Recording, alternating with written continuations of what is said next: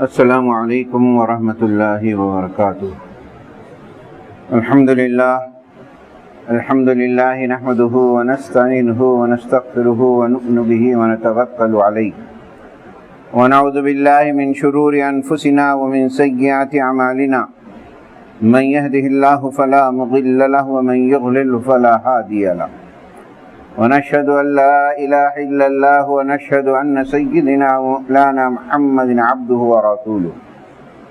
أما بعد فأعوذ بالله من الشيطان الرجيم بسم الله الرحمن الرحيم وإذا أردنا أن نهلك قرية أمرنا مترفيها ففسقوا فيها فحق عليها القول فدمرناها تدميرا وَكَمْ أَهْلَكْنَا مِنَ الْقُرُونِ مِنْ بَعْدِ نُوحٍ وَكَفَى بِرَبِّكَ بِذُنُوبِ عِبَادِهِ خَبِيرًا بَصِيرًا۔ صدق اللہ العلی العظیم۔ تمام تعریفیں اللہ ہی کے لیے ہیں، اور جس نے ہم سب کو کائنات کو پیدا کیا، ایک مقررہ نظام چلا رہا ہے، اور درود و سلام ہو نبی کریم صلی اللہ علیہ وسلم پر، جن کے ذریعے سے ہمیں دنیا اور آخرت کی فلاحی کا راستہ آپ نے بتایا۔ عزیز دوستو، بھائیو اور عزیز طلباء، قرآن مجید میں ایک سورہ ہے جس کو سورہ بنو اسرائیل کہتے ہیں،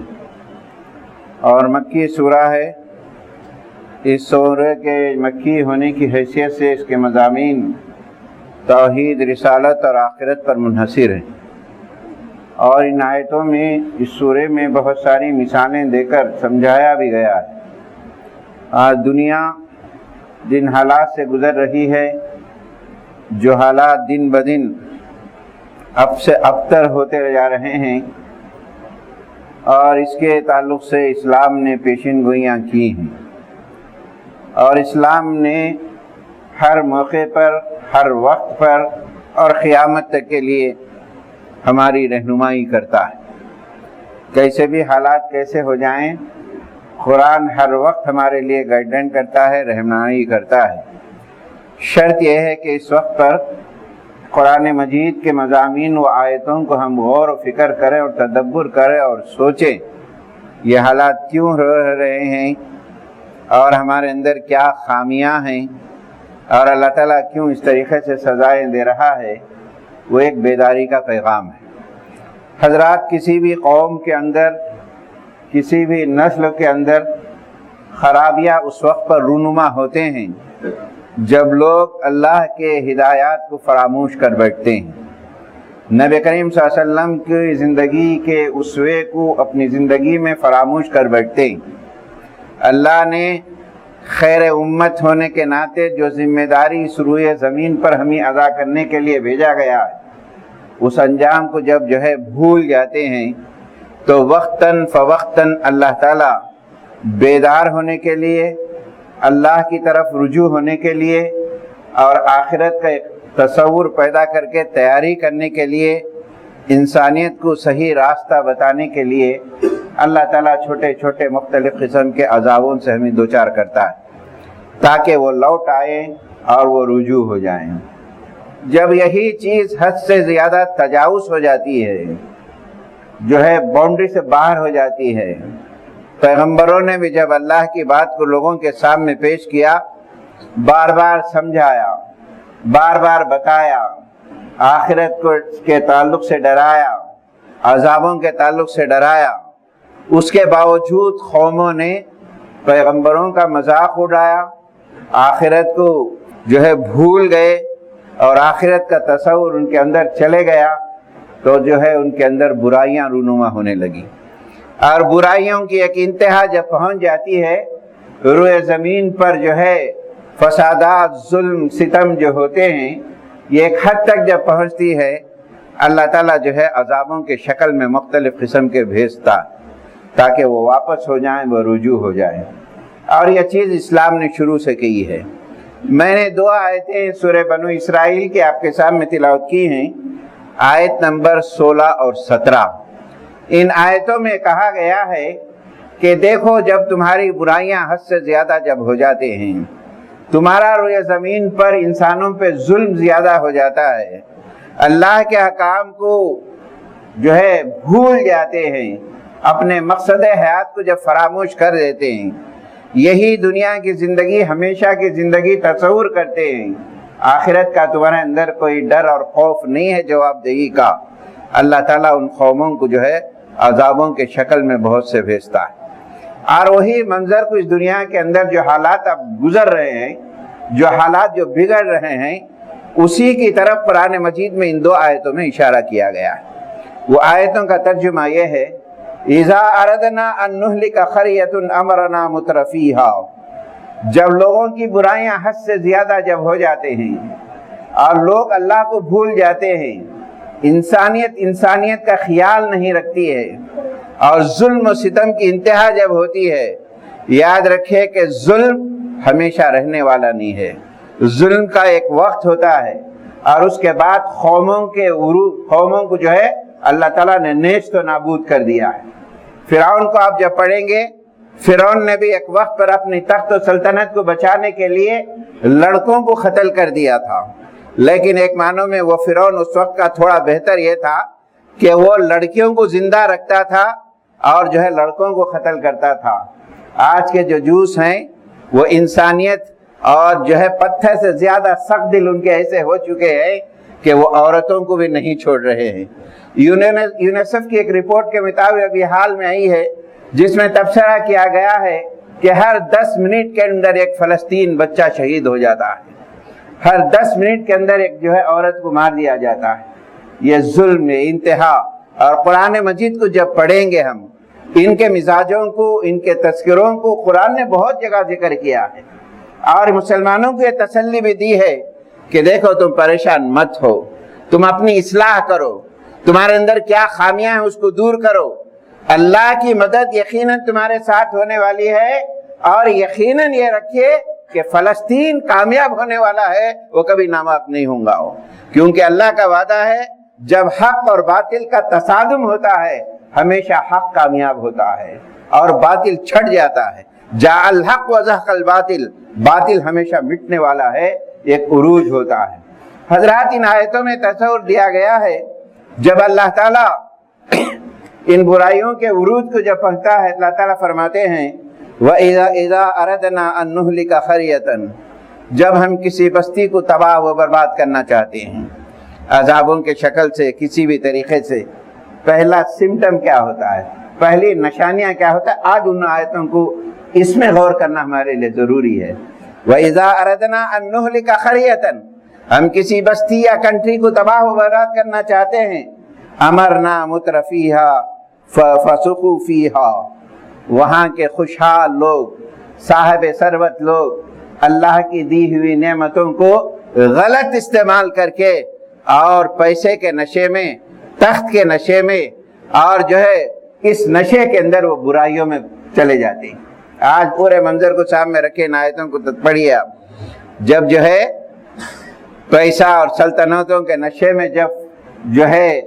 ان کے خوشحال لوگ، مترفیہ کے معنی آتے ہیں پیسہ، خوشحال، اللہ کی نعمتیں ان میں آئی ہیں،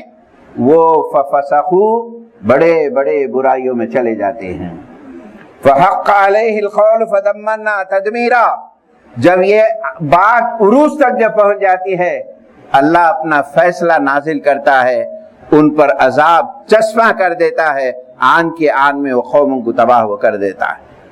پھر اس کے بعد دوسری آیت میں کہا گیا ہے، آیت نمبر 17 کے اندر، ذرا اے لوگوں قرآن پڑھو، تم تاریخ پڑھو اسلام کی، قرآن نے بار بار تذکرے کیے ہیں مکی سورتوں کے اندر، خاص طور سے ذرا پڑھو، تم دیکھو کم اہلکنا من القرون بعد نوح، نوح علیہ السلام کے بعد کتنی قومیں روئے زمین پر آئی ہیں، ان کو اقتدار بھی دیا، طاقتیں بھی دی، سلطنتیں بھی دی، عروج کو بھی پہنچایا، لیکن کیوں وہ تباہ ہوئی، کس وجہ سے تباہ ہوئی؟ پڑھو قرآن کو، کتنے قرون کو نوح کے بعد ہم نے تباہ کر دیا، اور یاد رکھو گناہوں کی سزا اور عذاب دینے کے لیے اللہ کافی ہے، کوئی اور کی ضرورت نہیں ہے۔ اللہ تعالیٰ دیکھ رہا ہے کون کیا کر رہا ہے، اللہ خود کافی ہے، اللہ تعالیٰ ان کو عذاب ان کو دیکھنے کے لیے۔ ان آیتوں کے بعد ہمیں یہ غور فکر کرنی چاہیے وہ کیا برائیاں ہیں، وہ کیا سماج کے اندر ہمارے اندر پھیلی ہوئی ہیں، وہ برائیوں کو دور کریں ہم۔ اگر وہ برائیاں ایسی ہوتی رہیں، یاد رکھے کہ اللہ کے عذاب آتے رہیں گے۔ 1400 سال پہلے مدینے کے اندر نبی کریم صلی اللہ علیہ وسلم نے انصار مہاجرین کو بلایا، مہاجرین سے یہ خطاب کیا، اس واسطے مہاجرین سے بڑی امید تھی نبی کریم صلی اللہ علیہ وسلم کو، کیونکہ یہ اپنے گھر چھوڑے تھے، اپنے جائیداد چھوڑے تھے، اپنے رشتہ داروں کو چھوڑے تھے، دین ان کے دلوں کے اندر پیوست ہو چکا تھا، ایمان ان کے دلوں میں ثبت ہو چکا تھا، اور کوئی طاقت کو نہیں ڈرتے تھے، ان کا منشا صرف آخرت تھا، اور یہی لوگ جو ہے آگے چل کر کام آئیں گے، اور ان کو خطاب کیا نبی کریم صلی اللہ علیہ وسلم نے، اور وہ خطاب در حقیقت پوری امت مسلمہ کے لیے ہے۔ اس وقت پر پوری امت مسلمہ کو نبی کریم صلی اللہ علیہ وسلم نے خطاب کیا اور بتایا دیکھو ہوشیار ہو جاؤ، چوکنے ہو جاؤ، کچھ برائیاں تمہارے سماج اور سوسائٹی میں پھیلنے لگیں، یاد رکھو اللہ کے عذاب آئیں گے، ان برائیوں کو دور کرو۔ کیوں؟ یہ امت پیغمبروں کے بعد ذمہ داری ہے، ہر فرد داعی ہے، ہر مسلمان بچہ بچی نوجوان عورت مرد روئے زمین پر اللہ کے پیغام کو امپلیمنٹ کرنے والا ہے، اللہ کے پیغام کو پہنچانے والا ہے۔ یہ امت کو خطاب کیا نبی کریم صلی اللہ علیہ وسلم نے، 5 اہم ترین باتیں بتائیں، 5 اہم ترین برائیوں کی طرف اشارہ کیا۔ دیکھو یہ قوموں میں جب آتی ہیں وہ قوموں کا زوال شروع ہوتا ہے اور کیسے کیسے عذاب ہوتے ہیں۔ حدیث میں آتا ہے، بحقی کی روایت ہے، حضرت عمر رضی اللہ ابن عمر اس کے روایت کرتے ہیں، آپ نے فرمایا نبی کریم صلی اللہ علیہ وسلم نے، یا معاشر المہاجرین، اے مہاجر کو لوگوں، مہاجرین، یہ اصل میں پوری امت ہم سب کے لیے خطاب ہے نبی کریم صلی اللہ علیہ وسلم نے۔ خصال 5 5 عادتیں ہیں، ان ابتلیتم بہن ونزلنا بکم اعوذ باللہ ان تدرکوہن۔ 5 عادتیں، 5 باتیں اگر تمہارے اندر آ جائیں، میں اللہ کی پناہ مانگتا ہوں، نبی کریم صلی اللہ علیہ وسلم نے فرمایا۔ 5 باتیں تمہارے اندر اگر آ جائیں، خرابیاں آ جائیں، میں اللہ کی پناہ مانگتا ہوں۔ وَنَزَلَهُنَّ، اللہ کے عذاب تم پر اترنے شروع ہو جاتے ہیں، اللہ کے عذاب تمہیں اترنے ہو جاتے ہیں۔ پہلی چیز آپ نے فرمایا، لَمْ تَظْهَرُ الْفَاحِشَةَ فِي قَوْمٍ قَطْ حَتَّى يُعْلِنُوا بِهَا إِلَّا فَشَاءَ فِيهِمْ أَوْجَعَ الَّتِي لَمْ تَكُنْ فِي أَسْلَافِكُمْ۔ دیکھو کسی سوسائٹی اور سماج میں زنا عام ہو جائے، بے حیائیاں عام ہو جائیں، کھلم کھلا بے حیائیاں ہوتی رہیں۔ آج دیکھیں 1400 سال پہلے اللہ کے رسول نے اس دور کے تعلق سے اشارہ فرمایا۔ آج ہمارے معاشرے سوسائٹی کے اندر کیا ہو رہا ہے؟ ہمارے کالجز محفوظ نہیں ہیں، ہمارے کالج محفوظ نہیں ہیں، ہمارے گھر محفوظ نہیں ہے، ہمارے محلے محفوظ نہیں ہے، ہمارے بچیاں محفوظ نہیں ہیں، ہمارے بچے محفوظ نہیں ہیں، کس برائیوں میں مبتلا ہو چکے، بے حیائی عام ہو چکی ہے۔ بے حیائی کو روکنا بڑا مشکل کام ہو گیا ہے۔ بے حیائی کو کوئی روکا اس کے دشمن بن جاتے ہیں لوگ۔ نبی کریم صلی اللہ علیہ وسلم نے فرمایا، سماج کے اندر جہاں تم سانس لیتے ہو، تمہارا اٹھنا بیٹھنا، تمہارا چلنا پھرنا ایسے ماحول میں ہے کہ کھلم کھلا بے حیائیاں ہو رہی، عزتیں نہیں ہو رہی، گھروں میں ہیں، دیکھ رہے ہیں کس طریقے سے۔ اللہ کے رسول نے فرمایا،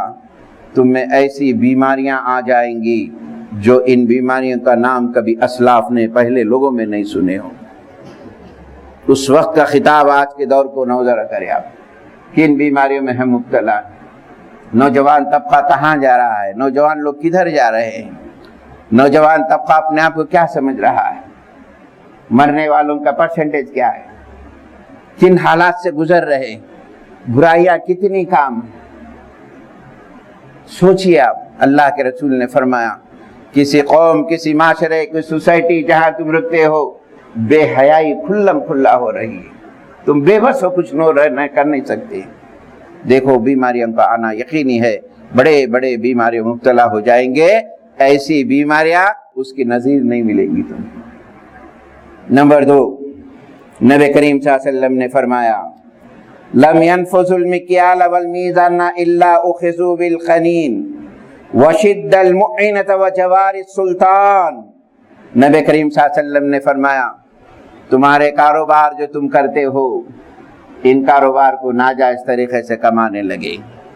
تمہارے کمائیاں غلط ہونے لگیں، ناپ تول میں ڈنڈیاں مارنے لگے اور غلط طریقے سے پیسے کو کمانے کا اصول اپنے بنا لیا، یہ ایک دوسرے کو دکھاوے کے لیے، ایک دوسرے میں تفاخر کے لیے، یہ ایک دوسرے میں کمپٹیشن بڑھنے کے لیے، آگے بڑھنے کے لیے جائز ناجائز کے حدود کو آپ نے توڑ دیا، اور اس طریقے کی کمائی جب ہونے لگی نبی کریم صلی اللہ علیہ وسلم نے فرمایا تمہیں قحط سالی مسلط کر دی جائے گی،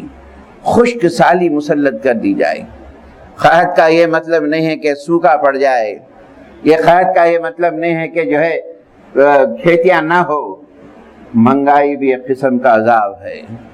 مہنگائی بھی ایک قسم کا عذاب ہے، ان عذابوں میں شکل میں چلے جاؤ۔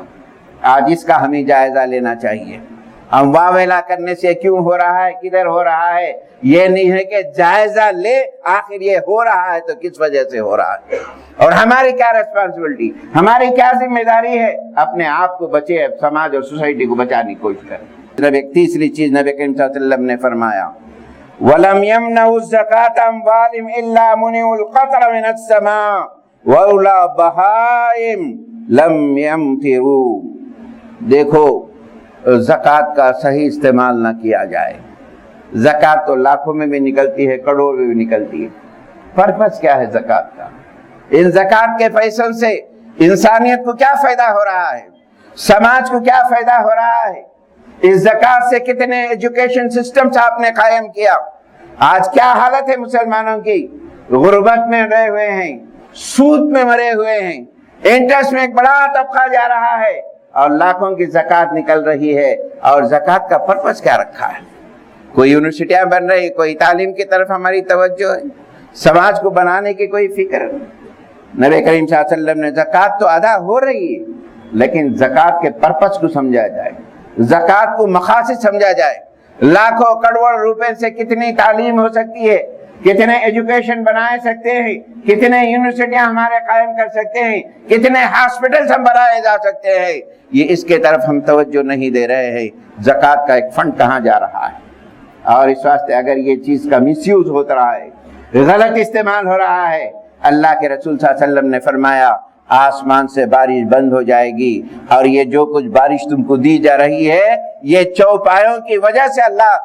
بارش برسا رہا ہے جس کے طفیل میں آج تم فائدہ اٹھا رہے ہیں، اگر یہ چوپائے نہیں ہوتے تو وہ بھی بارش نہیں ہوتی۔ چوتھی چیز نبی کریم صلی اللہ علیہ وسلم نے فرمایا وَلَمْ تَنْقُصُوا عَهْدَ اللَّهِ وَعَهْدَ رَسُولِهِ إِلَّا سُلِّطَ عَلَيْكُمْ عَدُوٌّ مِّنْ غَيْرِهِمْ فَيَأْخُذُ بَعْضُ مَا فِي أَيْدِيهِمْ۔ جب اللہ اور اس کے رسول کے احکام کی خلاف ورزی کرنے لگو، بعض نے ترجمہ اس کا ذرا سخت بھی کہا ہے، اے مسلمانوں اللہ کے وعدے کیا ہیں، اللہ سے تمہارے وعدے کیا ہیں؟ بنو اسرائیل میں وعدے لیے گئے ہیں، اللہ کے وعدوں کو جانتے ہوئے، اللہ کے ساتھ جو وعدے کرنا ہے، جو کرنے کا حکم کرتے ہوئے اللہ رسول کے وعدوں کے ساتھ غداری کر رہے ہو۔ نمازوں کے تو ہم پابند ہیں، عبادتوں کے تو ہم پابند ہیں، معاملات میں ہمارا کیا معاملہ ہے، جب جس جگہ سانس لیتے ہیں وہ ہمارا کیا معاملہ ہے، وہاں پر اخلاق و عادات میں ہمارا کیا معاملہ ہے، ہم اور لوگوں کے ساتھ ہمارا بیہیویئر کیسا ہے، انسانیت کا بیہیویئر کیسا ہے؟ کیا آپ سمجھ رہے ہیں کہ دین اسلام ایسی پھیلا؟ دین اسلام اخلاق کے بدولت پوچھا، اور جو ہے 40 سال نبی کریم صلی اللہ علیہ وسلم کو جو اسٹڈی کیا انہوں نے، آپ کے اخلاق، آپ کے عادات، آپ کے کیریکٹر، آپ کا رہن، آپ کا سہن، لوگوں کے ساتھ حسن سلوک، اس بدولت اسلام پھیلا ہے اور اس کے علاوہ نہیں پھیلا۔ یہ معاملہ ہمارا کیا ہے؟ اللہ رسول کو جاننے والے، دنیا میں خیر امت کا لقب ہمیں دیا گیا، خیر انسان کہا گیا، کیا کیا مرتبے دیے گئے ہمیں، ورثت انبیاء کے بعد یہ کام ہمیں دیا گیا، قرآن کی ذمہ داری ہمیں دی گئی، اللہ کے رسولوں کو اس روئے زمین پر اللہ کے پیغام کو جو ہے ثابت کر کر چلنے والے ہم کو بنایا گیا ہے۔ تأمرون بالمعروف وتنہون عن المنکر، یہ ٹائٹل دیا گیا ہے خیر امت کے نام سے۔ اس فریضے کو ہم کہاں تک ادا کر رہے ہیں؟ جب یہ چیز نہیں ہوتی ہے تو کیا ہوتا ہے؟ غیر مسلم دشمن تمہارے اوپر مسلط کریں گے، تمہاری بہت ساری چیزیں وہ لینا شروع کر دیں گے۔ ایک ایک چیز کو غور کیجیے آپ، غیر مسلم دشمن تمہارے اوپر مسلط کر دیں گے، تمہارے جائیداد، تمہارے گھر، تمہارے منصب، یہ سب تم سے چھیننے لگیں گے۔ آج کیا ہو گیا ہے؟ کس ماحول سے گزر رہے ہیں؟ ایک مسلمان گھر لینے ڈرتا ہے اور صاف کہتے ہیں مسلمانوں کو نہیں کر دیتے گھر۔ دیکھیے نبی کریم صلی اللہ علیہ وسلم نے کیا کہا، یہ اللہ رسول کے ساتھ جو ہے عہد پورا نہیں کرنے کے بنے پرورا۔ اور آخری چیز وہ ہے نبی کریم صلی اللہ علیہ وسلم نے فرمایا ما لم تحکم ائمتکم بکتاب اللہ الا جعل باسهم بینہم، جب مسلمان اللہ کی کتاب کے مطابق فیصلے نہ کریں، اللہ کی کتاب کو نظر انداز کر دیں، دو خاندانوں میں جھگڑا ہو رہا ہے، دو بھائیوں میں جھگڑا ہو رہا ہے، انا کی بات آ گئی، خاندان کی بات آ گئی، اللہ اور اس کے رسول اسلام کو لپیٹ کے رکھ دیا، تو کیا ہوگا؟ نبی کریم صلی اللہ علیہ وسلم نے فرمایا مسلم معاشرے میں پھوٹ پڑ جائے گی اور یہ ایک دوسرے کو قتل کرنا شروع کر دیں گے۔ آج یہ پانچوں باتیں امت کو نبی کریم صلی اللہ علیہ وسلم نے فرمایا ہے 1400 سال پہلے۔ آج ان باتوں پہ مجھے اور آپ کو غور کرنا بہت ضروری ہے۔ میں اللہ تعالیٰ سے دعا کرتا ہوں اللہ تعالیٰ مجھے آپ کو ان حدیثوں پر عمل کرنے کی توفیق نصیب فرمائے۔ اے اللہ ہمارے غلطیوں کو تو معاف فرما دے، ہمارے کوتاہیوں کو معاف فرما دے، اے اللہ ہمارے غلطیوں کو نظر انداز فرما دے، اے اللہ تیرے غضب کو تیری رحمت میں بدل دے، اے اللہ تو اب ناراض ہے تو خوشی میں بدل دے، اے اللہ ہم کو امن نصیب فرما، اے اللہ ہدایت کا دینے والا تو ہی ہے، ہمارے دلوں کو تیری ہدایت کی طرف پھیر دے، ہمارے قدموں کو دین اسلام کی طرف جوا فرما، اے اللہ جہاں بھی ظلم و ستم ہو رہا ہے اے اللہ سارے انسانوں کی تو حفاظت فرما،